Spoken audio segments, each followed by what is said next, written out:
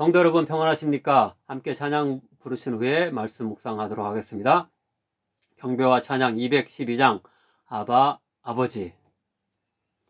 아바 아버지, 아바 아버지, 나를 안으시고 바라보시는 아바 아버지, 아바 아버지, 아바 아버지, 나를 도우시고 힘주시는 아버지.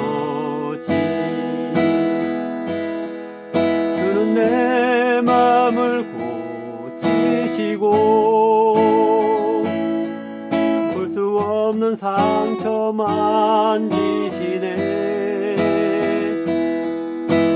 나를 아시고 나를 이해하시네. 내 영혼 새롭게 세우시네.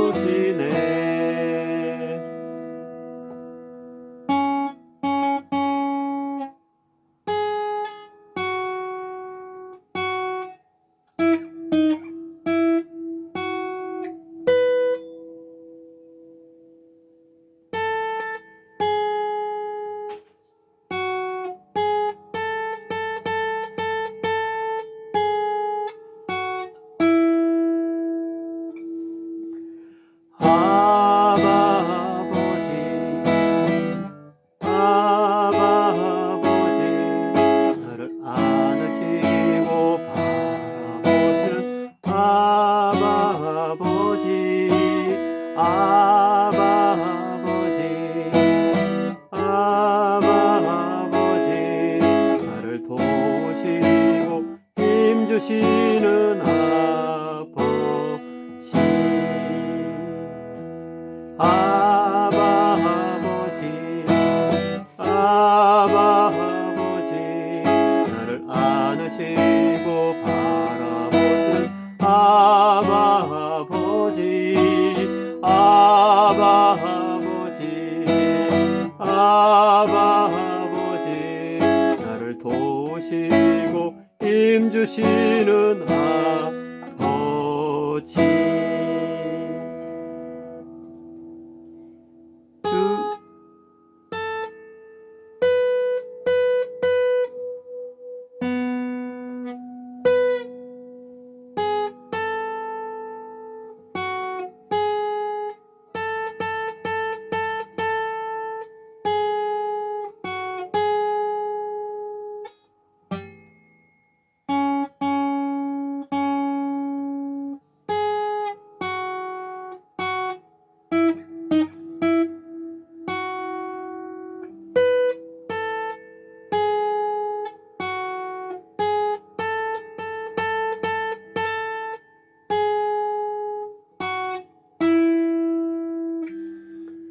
아바 아버지, 아바 아버지, 나를 안으시고 바라보시는 아바 아버지, 아바 아버지, 아바 아버지, 나를 도우시고 힘주시는 아버지.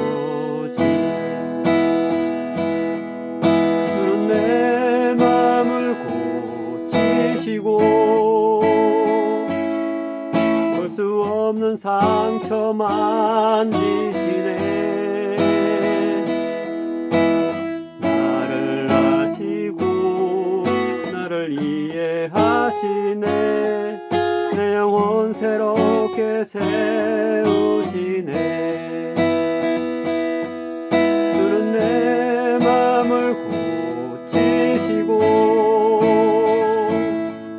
볼 수 없는 상처 만지시네. 나를 아시고 나를 이해하시네. 내 영혼 새롭게 세우시네. 내 영혼 새롭게 세우시네. 내 영혼 새롭게 세우시네.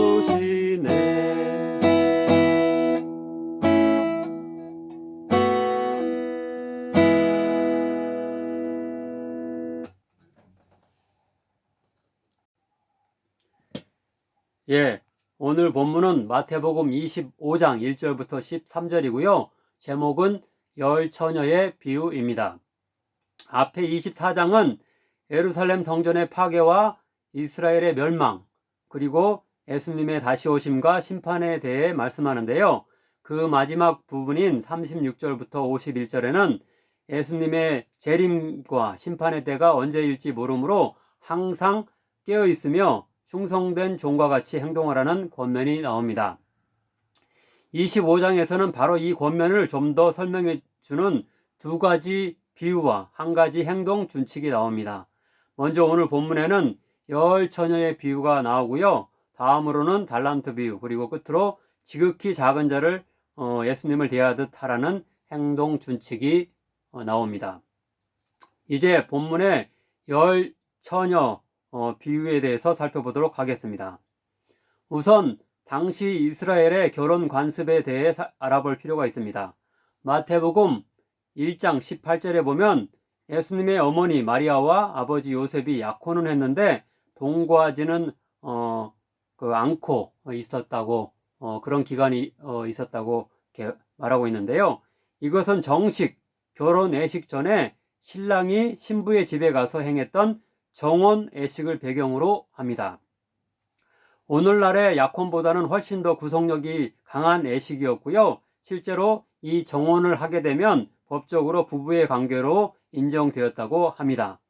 하지만 완전한 부부관계가 성립되기 위해서는 정혼 후에 1년 뒤에 신랑이 자신의 집에 신부를 아내로 맞이할 만발의 채비를 다 한 다음에 신부의 집에 가서 신부를 데려와서 자신의 집에서 결혼 예식과 잔치를 벌였다고 합니다. 보통 며칠씩 양가의 가족과 친구와 마을 사람들이 최고의 음식과 노래 그리고 춤을 즐기면서 혼인을 축하했다고 합니다. 그런데 아마도 본문에 나오는 열 처녀는 신부의 친구들로서 신부와 함께 신랑의 집에 가서 그 흥겨운 축제를 돕기도 하고 함께 즐기기로 예정된 들러리였던 것으로 보입니다. 며칠씩 마음껏 놀며 아마도 신랑의 친구들과 새로운 썸을 탈 수도 있는 기회를 얻을 수 있었기 때문에 이 들러리 일을 당시 소녀들이 서로 하려고 했던 것으로 보입니다. 또한 신부가 신랑을 맞이하는 기쁨 못지않게 들러리들도 신부를 데리고 신랑의 집에 가서 합법적으로 축제를 즐길 수 있으므로 즐거운 기대에 차 있었을 것입니다. 하지만 그 들러리로 예정되어 있던 소녀들 모두가 신랑의 집에서 열리는 결혼잔치에 참석할 수 있었던 것은 아니라고 본문은 말씀합니다. 아마도 이것은 실제로 일어날 수 있는 상황이라기보다는 예수님이 자신의 교훈을 효과적으로 전달하시기 위해서 일부러 만들어낸 이야기인 것으로 여겨집니다.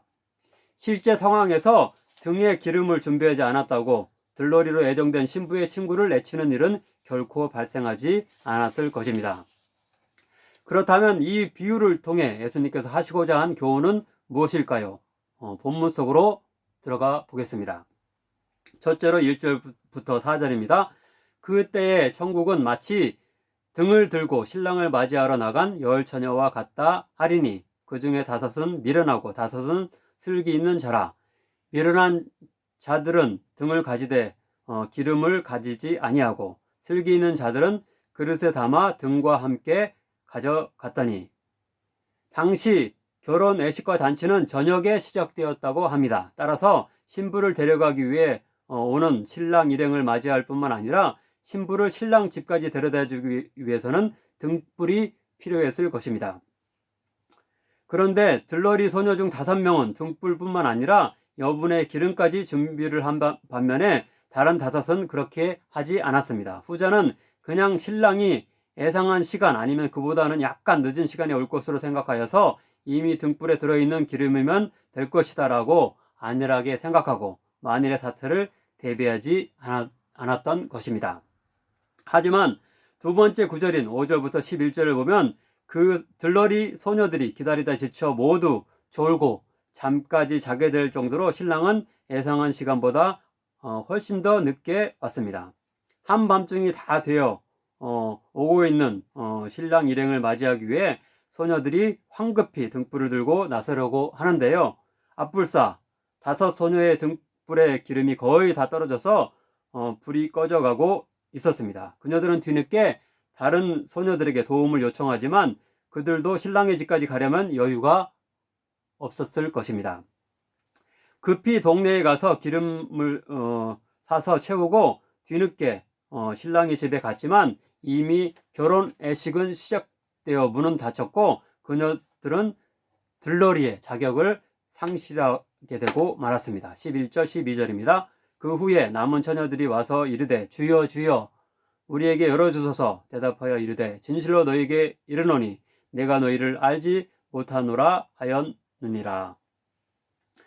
마지막 구절인 12절은 예수님의 이 비유의 결론적 메시지를 말씀합니다. 그런즉 깨어있으라 너희는 그 날과 그때를 알지 못하느니라. 그런데 이것은 24장 36절 이하의 교훈과 같은 것입니다. 즉 24장 36절 42절입니다. 그러나 그 날과 그때는 아무도 모르나니 하늘의 천사들도 아들도 모르고 오직 아버지만 아시느니라. 그러므로 깨어있으라 어느 날에 너희 주가 임할는지 너희가 알지 못함이니라. 이러므로 너희도 준비하고 있으라. 생각하지 않은 때에 인자가 오리라. 예수님이 언제 다시 오실지 모르기 때문에 늘 경각심을 가지고 그분을 맞이할 준비를 철저히 하라는 뜻입니다. 한국이 양궁뿐만 아니라 쇼트트랙 스케이트 강국인데요. 가장 쇼트트랙 스피드 스케이팅 종목 중에서도 가장 단거리인 500m 경기에서는 특별히 출발을 얼마나 잘하느냐가 승부를 거의 결정짓습니다. 따라서 출발을 할 때 온 힘을 기울여서 서로 앞으로 치고 나가려고 하는데요. 이때 선수들의 스케이트 날끼리 부딪혀서 휘거나 쪼개지는 일이 다반사입니다. 한 사람의 일방적 잘못이 아니라면 출발을 다시 하게 되는데요. 재출발을 하기 전에 나를 새로 끼우는 장면을 장비를 맡은 코치들이 도와줘서 나를 새로 가는 장면을 보게 됩니다. 그런데 여러 번 이런 일이 반복될 경우가 있는데요. 이럴 때 만약 충분한 나를 준비하지 못했다면 낭패를 보게 되고 말 것입니다. 무슨 일이 벌어질지 모르니 최악의 상황까지 예측하여서 장비를 철저히 준비해 두어야 할 것입니다.